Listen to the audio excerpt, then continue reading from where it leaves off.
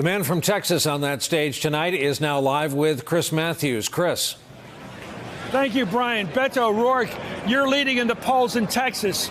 Relevance of that fact, 11 points over Trump.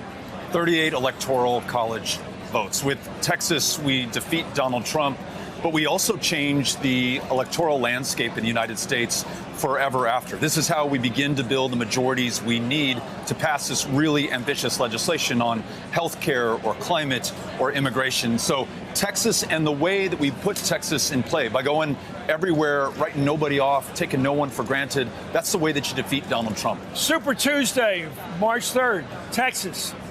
You win? Absolutely. Yeah. And then we win, more importantly, in November of 2020. That's when it really counts. And as you know, Texas has not been in play meaningfully since 1976. So this is huge. Jimmy Carter, the first time. We tried to win it the second time, couldn't do it. Let's talk about some hot issues tonight. You're against decriminalizing people coming into the country illegally. I will not criminally prosecute and will change the law to reflect this. Anyone seeking refuge or asylum or shelter in this country. But if we rewrite this country's immigration laws, give you a safe, orderly, lawful path to work a job here or join your family, if we help those countries in Central America that are having such a hard time, then I expect you to respect our laws. And we will reserve the right to criminally prosecute those who do not follow our laws or who try to defraud the government of the United States. Let's talk about health care. Your plan, you said, this is what I find a little bit incredible. We're talking today, everybody was talking tonight about Medicare for all, or let's call it government-run health care. Right now, if you work, everybody here works, everybody pays Medicare in this room, everybody pays a percentage of their pay until they're 65, and then they get something if they survive, okay? Medicare for all means your whole life you get, according to Bernie, glasses, dentistry, everything free, paid for by the government. And he said, I'm not going to talk about whether your taxes go up because that's a Republican talking point. Don't your taxes have to go up if you get benefits for life that right now you only get after you retire?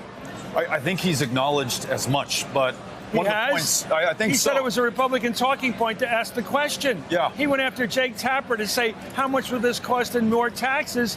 He attacked Jake Tapper for asking the question. Yeah. And so did Warren. We'll get to Warren later here. But what I think you also heard on the stage was a false choice. You had some saying that you will lose employer-sponsored insurance. Tens of millions of Americans have that, many like it. Others were saying, well, we only need to make marginal changes to the Affordable Care Act, which would leave out millions of our fellow Americans from being able to see a doctor. Our path, Medicare for America, says that if you're not insured, we'll enroll you in Medicare. If you can't afford the insurance you have, your co-pays or premiums, we can enroll you in Medicare. But if you like the employer-sponsored insurance you have, if you're a member of a union who fought for that, you're able to keep it under our plan. Again, not to give a Republican talking point, but how much will it cost? And who's paying it? You know, when this was scored from a bill that was introduced by members of Congress, it was around $5 trillion over 10 years. Our version might be a little more expensive. Who pays that? Because we also include long-term care for the first time. So the very wealthiest in this country, corporations who've had their tax rates radically reduced, will be paying their fair share. We will tax capital gains at the same rate that we are taxing ordinary income in this country. We have the wealth and the resources to pay for this. Trillions of dollars. Thank you. Thank you very much. Appreciate it. Back to you, Brian, again. All right, Chris Matthews, thanks. And all along for this evening's debate, indeed, the plot line seemed to be the moderates on stage versus the very well-known liberals on stage. Hey there, I'm Chris Hayes from MSNBC. Thanks for watching MSNBC on YouTube. If you want to keep up to date with the videos we're putting out, you can click subscribe just below me or click over on this list to see lots of other great videos.